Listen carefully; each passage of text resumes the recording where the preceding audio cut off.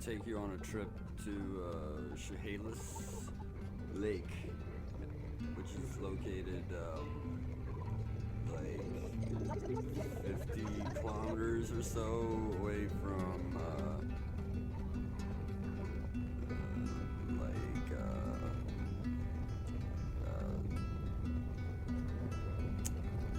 Sasquatch Inn.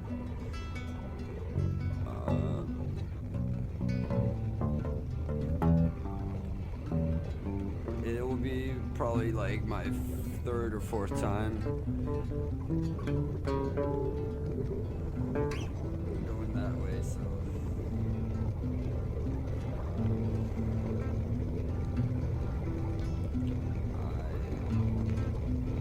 I was inclined to bring a couple friends of mine with me and prove to them that the journey isn't really that far, and you can really make it there in a basic vehicle if you really so choose to. The road up there was great, so I decided to film it the whole time.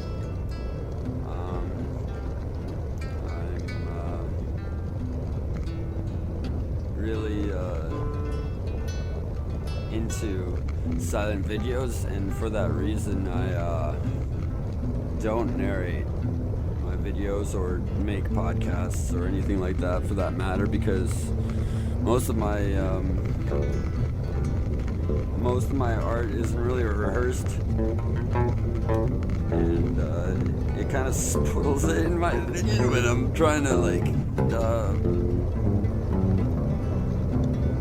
focus on one thing and add more to it, add layers. I prefer to do one thing at a time, but today I'm trying something out differently because I don't usually even narrate my movies. Anyways, as you can see above me, there are, or on the roof of my car, there are two kayaks.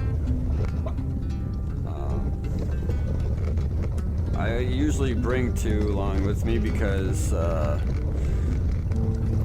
it's just easier to put them together on my roof, and it's what I'm used to doing. That's how I started.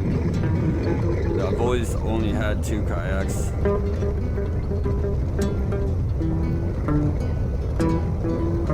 Even if sometimes my friends don't come along just to kayak, it's always worth it to bring an extra anyways.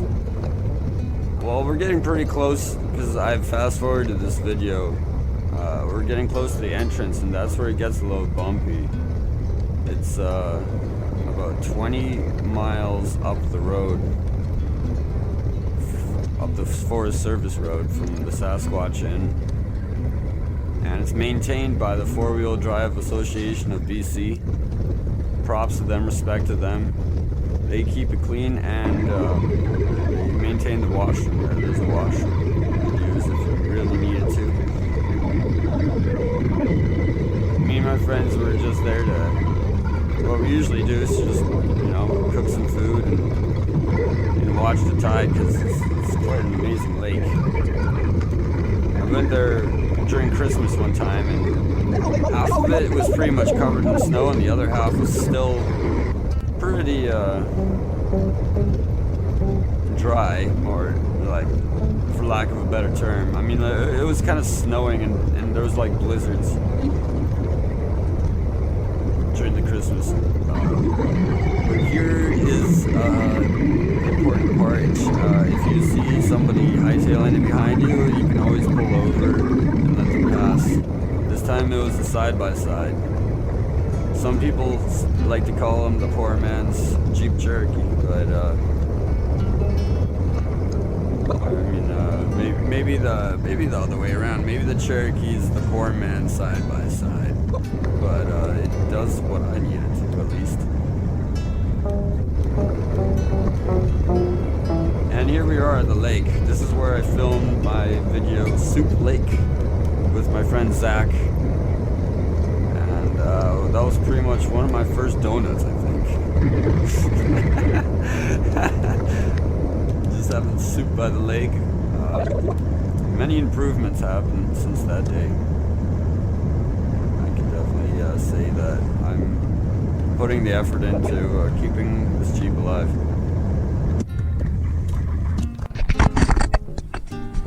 Without further ado, here's the lake. It's quite some view, so I'm gonna let you enjoy it, serenity, for a little bit.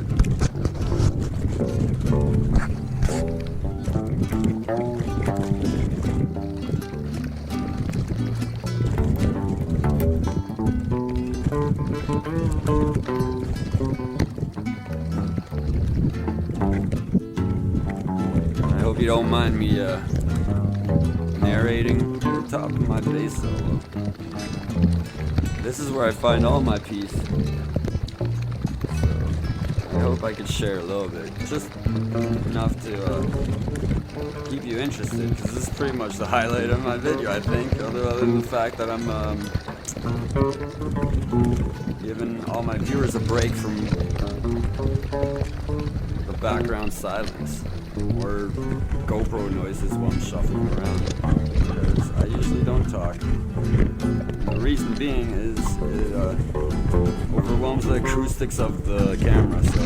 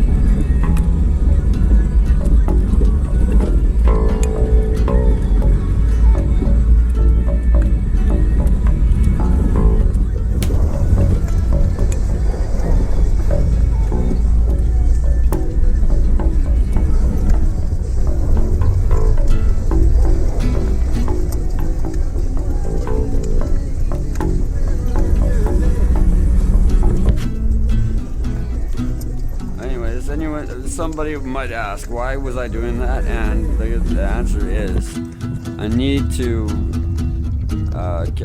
hold on to the oxygen while I'm underwater in order to get those shots. Otherwise, my camera wouldn't work. I wouldn't be able to breathe, and well, that was the reason.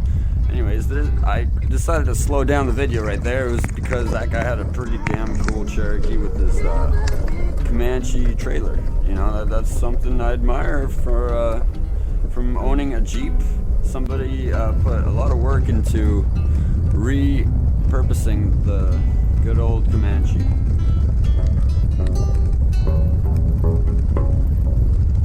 The rest of this video is pretty much just the return, and well, I mean, I had my laughs because my friends were hightailing it. Truth be told, I should have put the camera right where the rear hatch is, and that would get the best shot, because my buddy Curtis was flying right around me.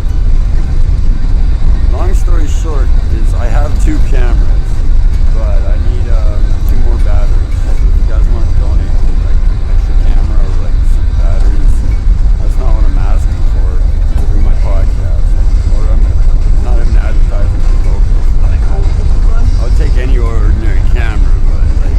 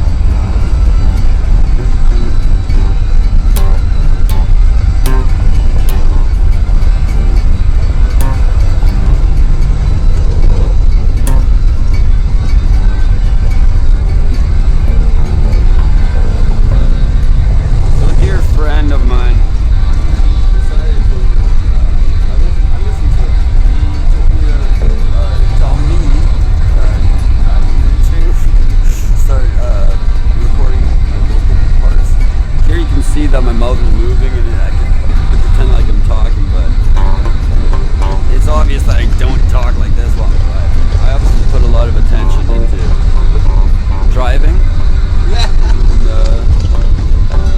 I don't really put that much effort into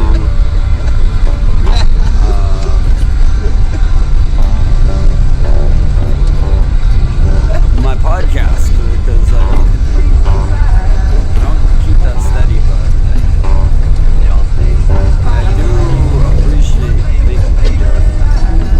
It might just be an option to stay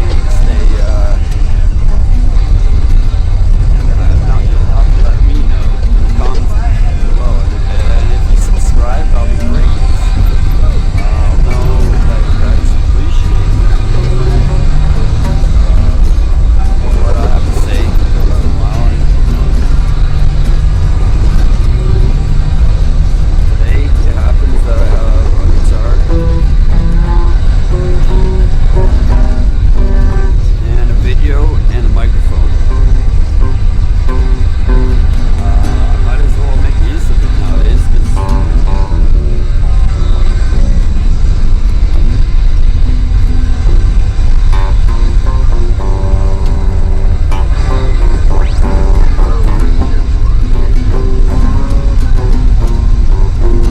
it's just so hard to find inspiration nowadays.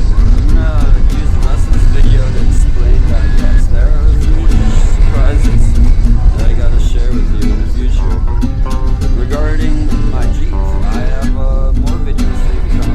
I'm gonna get more batteries, hopefully. Once I get a set of batteries, I'll be able to make my videos on the mountain while I'm snowboarding. And I still gotta make that skate video, which obviously is a priority of mine, but I'm gonna put that on the back burner for now because I'm still making a big video with my trip to Chehalis Lake with my friends last time. I gave a friend of mine a tour of the lake, or like the back routes of the lake. Did you know that you can get a tattoo piercing there? Enough about Chehalis Lake. Literally, this is a little outskirt I found. We couldn't see it on the way in last time because it was too dark and raining. But it is there. There's a little skiff you can go around and drift. It's a fun little place to have a picnic. But I want to spend the rest of my video explaining to you,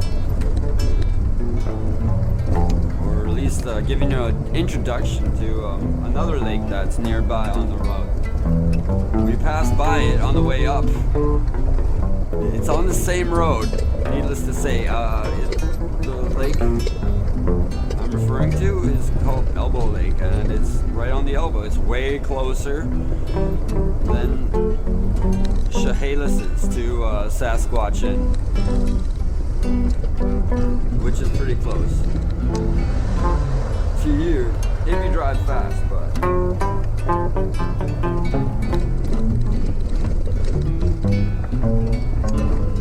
it's a pretty dangerous route too, so make sure to have your lights on if you're traveling at dark. It's an active logging road for all I know, and logging trucks are still trying to pass you if you're pulling over. I really hope this video finds you well, and I hope you can hear my voice clearly enough to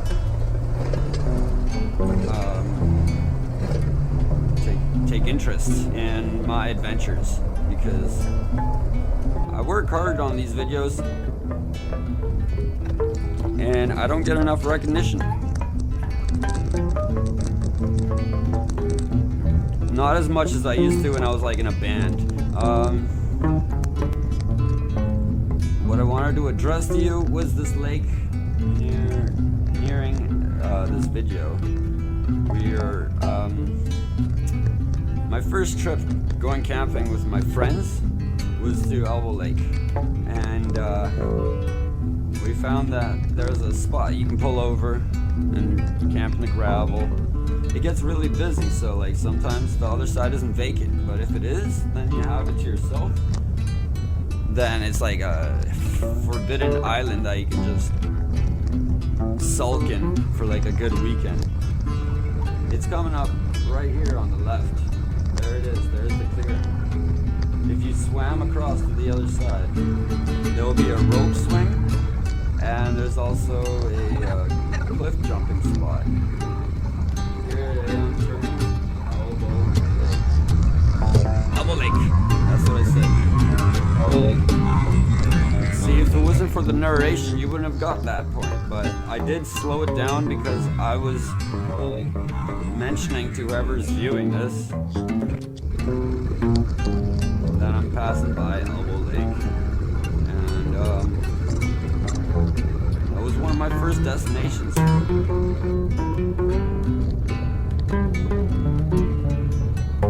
Really easy to get to.